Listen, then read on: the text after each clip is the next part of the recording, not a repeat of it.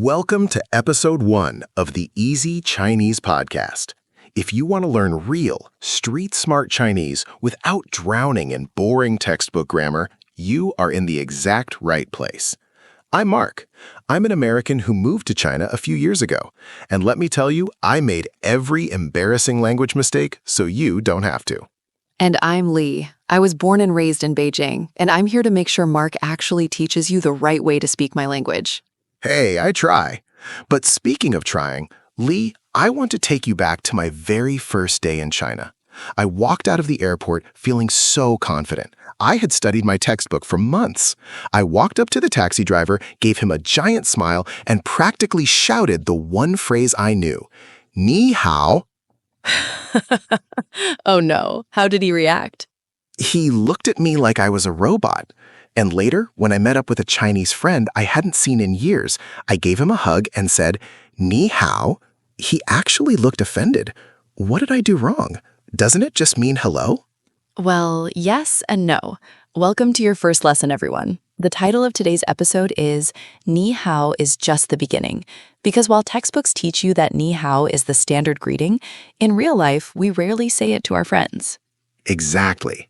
Using ni hao with a close friend is kind of like walking up to your best buddy in English and saying, "Greetings, human." It's incredibly formal, right? Exactly. Ni means you. Hao means good.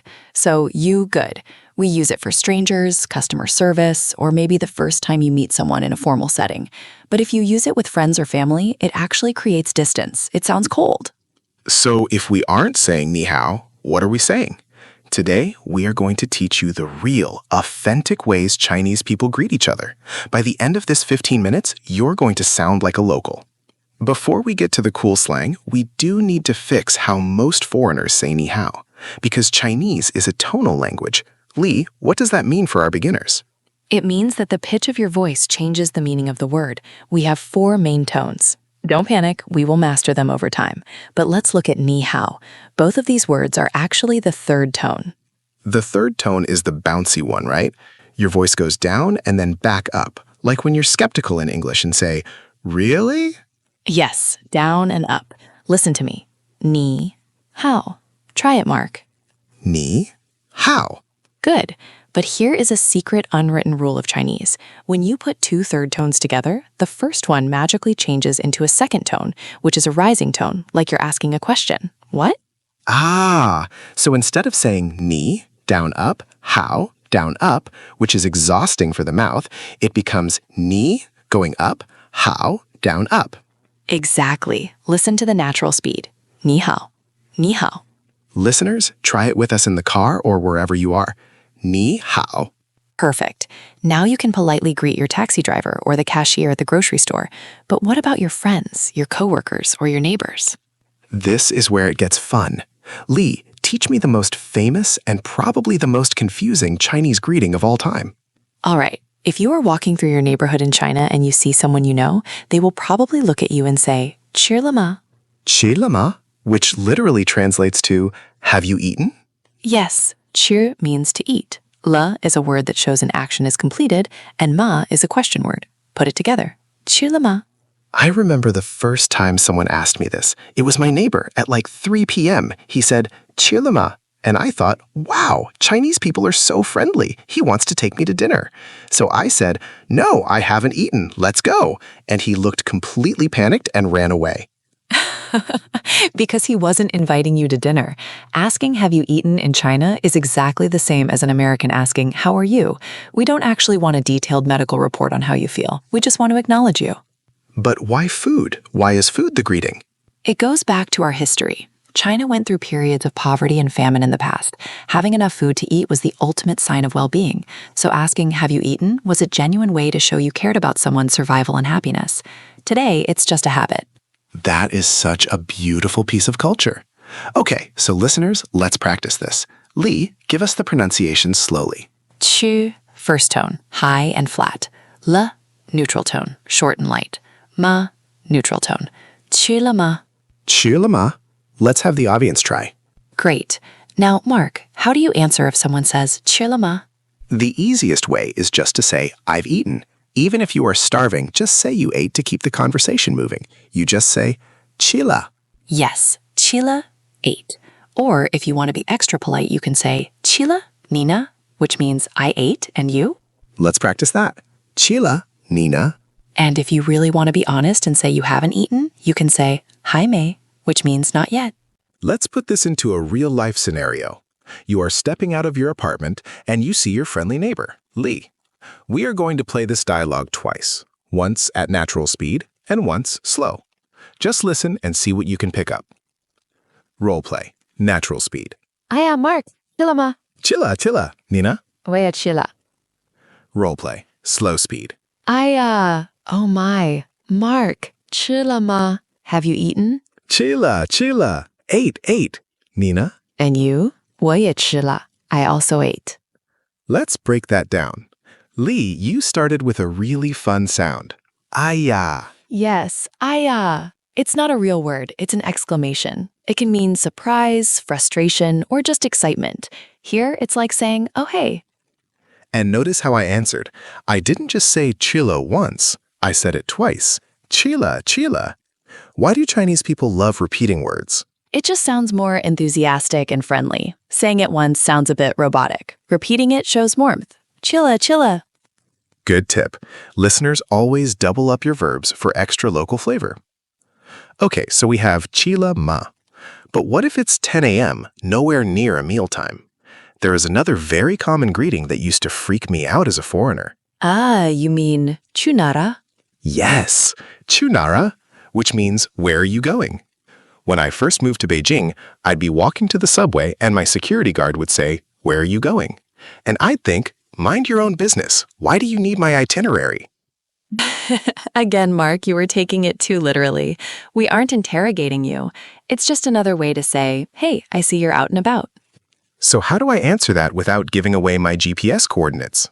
Keep it vague. If you are going to work, just say, 上班, going to work. If you are just running errands, you can say, 买东西, buying things. Or my favorite, just point vaguely down the street and say, 去去, going out. Let's practice the question. Chu means to go. It's a fourth tone, so it drops sharply. Chu, like a karate chop. Chu. And nar means where. It has that pirate R sound at the end. Nar. Put it together. Chunara. The at the end is just a soft sound to make the question feel friendly, not aggressive. Listeners, try it with us. Chunara. Excellent. So if I say, Mark, chunara, you can just reply, Tu, just going out. Okay, we've covered strangers with ni hao. We've covered neighbors and friends with chilama and chunara. Let's talk about the workplace. What if I'm walking into a business meeting in Shanghai? I can't ask the CEO if he's eaten, right? probably not the best idea for a first meeting.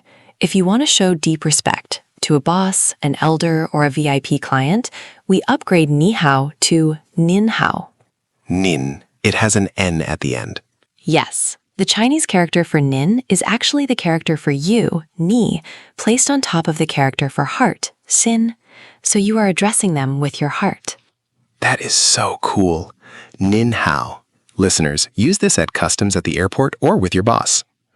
Now, what if there are 10 people in the boardroom? I don't want to say nin hao 10 times in a row. In that case, you say 大家好. 大家 means everyone. So, everyone good. Or, hello everyone. 大家好. Let's practice that. 大, fourth tone, drop. 家, first tone, flat. 大家好. Perfect. And finally, the easiest greeting of all. Let's say it's 8 a.m. You walk into the office, you're holding your coffee. What do you say? Just say 早. 早. It just means morning. Third tone, so it goes down and up. 早. It is so simple, so natural. 早, Mark? 早, Mark. Before we wrap up today's episode, let's talk about the physical side of greeting. In the West, we hug, we do cheek kisses, we do firm handshakes. When I first got to China, I didn't know what to do with my hands. Do Chinese people bow? No, bowing is much more common in Japan and Korea. In China, a slight nod of the head is perfectly fine to show respect. What about handshakes? In business, yes, handshakes are very normal now. But don't do the aggressive, crush-your-bones alpha male handshake that some Westerners do. A gentle, firm handshake is best. And if it's someone very important, you might see a Chinese person use 2 hands to shake your one hand. It's a sign of deep respect. I've noticed that. And no hugging upon first meeting, right? Definitely no hugging strangers.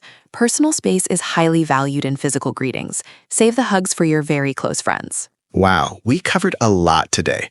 Let's do a rapid-fire review for our listeners.